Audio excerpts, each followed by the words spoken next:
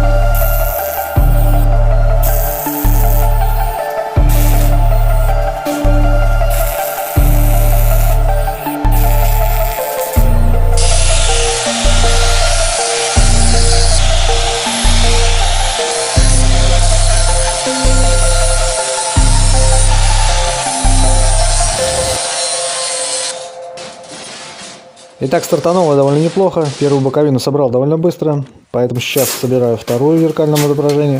И по времени пока что укладываюсь в график.